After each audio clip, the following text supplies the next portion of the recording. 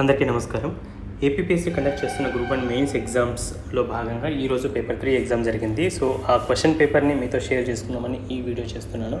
ఈ ఎగ్జామ్ కూడా 3 సెక్షన్స్లో question paper ఇచ్చారండి. 30 క్వశ్చన్స్ ఇచ్చారు. అవుట్ ఆఫ్ విచ్ మనం 15 క్వశ్చన్స్కి ఆన్సర్ చేయాల్సి ఉండిందనమాట.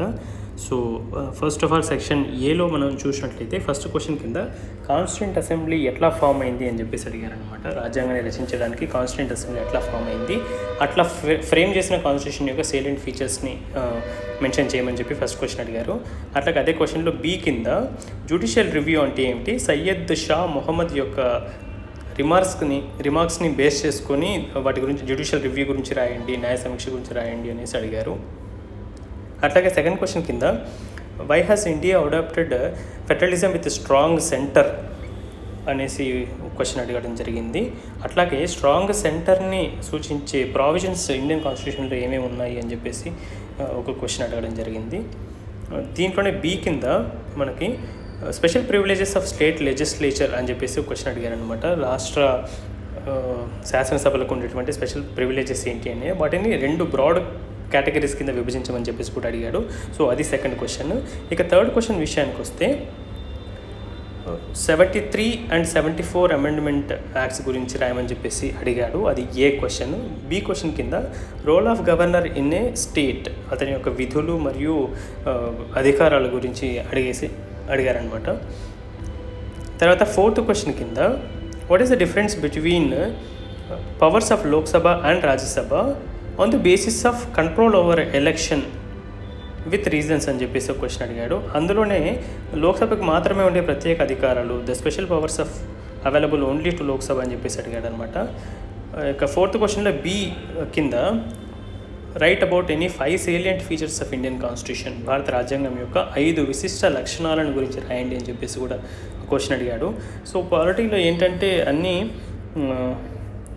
డీటెయిల్డ్గా ఇచ్చాడనమాట. క్వశ్చన్స్ కొంచెం ఎక్స్టెన్సివ్గా ఇచ్చాడు. అట్లాగే ఫిఫ్త్ క్వశ్చన్ కూడా జ్యుడిషియల్ యాక్టివిజం అంటే ఏమిటి, పిఐఎల్ ఎస్ఐఎల్ నేపథ్యంలో వాటి గురించి రాయమన్నాడు. అట్లాగే what is the impact of judicial activism on political system అని కూడా దానికి అటాచ్ చేశాడు అనమాట క్వశ్చన్ని. ఇట్లాగే ఫిఫ్త్ క్వశ్చన్లో బి కింద ఏమి ఇచ్చాడంటే what are the features of rural and urban local governance made under 73rd and 74th amendment act అని చెప్పేసి అడిగాడు అనమాట. సో లోకల్ గవర్నెన్స్ గురించి మెన్షన్ చేయమని చెప్పేసి ఆ క్వశ్చన్లో అడగడం జరిగింది. అట్లాగే సెక్షన్ బిలోకి వెళ్తే 6th క్వశ్చన్ కింద డిఫైన్ పబ్లిక్ అడ్మినిస్ట్రేషన్ అని ఒక స్ట్రైట్ క్వశ్చన్ అడిగారు. దానికి అటాచ్గా right about its evolution in India, భారతదేశంలో ప్రభుత్వ పాలన యొక్క పరిణామ క్రమం గురించి రాయండి అని చెప్పేసి క్వశ్చన్ అడగడం జరిగింది. దాని కింద సెకండ్ బి ఏమడిగారంటే డిఫరెన్స్ బిట్వీన్ కౌటిల్యస్ అర్థశాస్త్ర అండ్ మొఘల్ అడ్మినిస్ట్రేషన్ అని చెప్పేసి అడిగారు. సో ఇక 7th క్వశ్చన్ విషయానికి వస్తే development, what is development as is described by Amartya Sen యొక్క కాన్సెప్ట్ ప్రకారం డెవలప్మెంట్ అంటే ఏంటి, what are the 4 areas of governments rule in development, ప్రభుత్వం యొక్క పాత్ర 4 ముఖ్యమైన ఏరియాస్ ఏంటి, ప్రభుత్వం నిర్వహించవలసిన ఏరియాస్ ఏంటి అనేసి ఒక క్వశ్చన్ అడగడం జరిగింది. ఆ 7th క్వశ్చన్లోనే బి కింద మనకి what is the role of NGOs and civil services in a society in a democracy అని కూడా అడగడం జరిగిందనమాట. సో 8th క్వశ్చన్ వస్తే what are the reasons for United Nations to partner with the civil society, under which act are NGOs registered in India అనే question అడిగారు. అట్లాగే B కింద what is RTI, what benefits are there for citizens under RTI, if RTI is the fundamental right then why should we have a special act అని చెప్పేసి ఒక extensive question అడిగాడు అనమాట. ఇది కొంచెం డీటెయిల్గా ఉంది.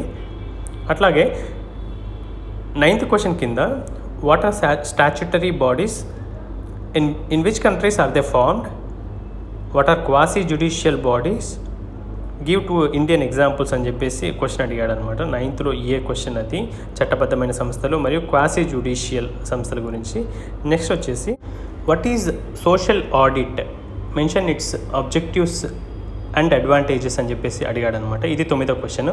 ఇక 10th క్వశ్చన్ కిందకి వస్తే why is India taking up e governance strategy, what are various initiatives taken up under e governance plan అని చెప్పేసి ఒక క్వశ్చన్ అడిగాడు. అందులోని బి కింద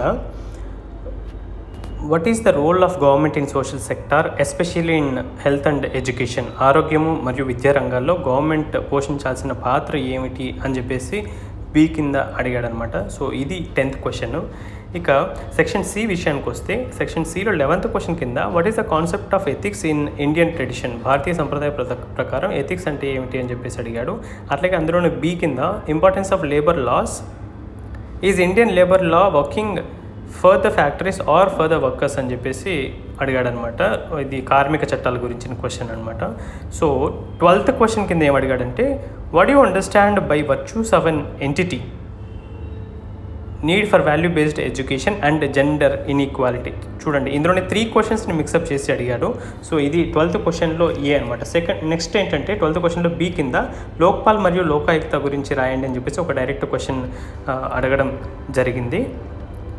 సో ఇది 12th క్వశ్చన్. ఇక 13th క్వశ్చన్ కిందకి వస్తే define moral attitude, mention few qualities of moral attitude అని చెప్పేసి ఒక క్వశ్చన్. అట్లాగే బి కింద define emotional intelligence, models of emotional intelligence అని చెప్పేసి కూడా ఒక క్వశ్చన్ అడిగాడు. ఇక 14th క్వశ్చన్ కిందకి వస్తే డిఫైన్ పబ్లిక్ సర్వీస్, అట్లాగే how do values of trustworthiness and fortitude help in public administration అని ఒక క్వశ్చన్ అడిగాడు. బి క్వశ్చన్ కింద what is the role of family, society and educational institutions in inculcating values into an individual అనేసి ఒక question అడిగాడు అనమాట. ఇది 14th question. ఇక 15th క్వశ్చన్ విషయానికి వస్తే what are different types of cyber crimes అని చెప్పేసి అడిగాడు. అట్లాగే importance of cyber laws in India అని చెప్పేసి కూడా అడిగాడు. 15B కింద ఏం అడిగాడు అనే విషయం నేను మర్చిపోయాను, I'm extremely sorry. So that is the question paper of paper 3 of group 1 mains conducted in 2020 అనమాట. Thank you so much for watching. Subscribe to my channel for more updates. Thank you.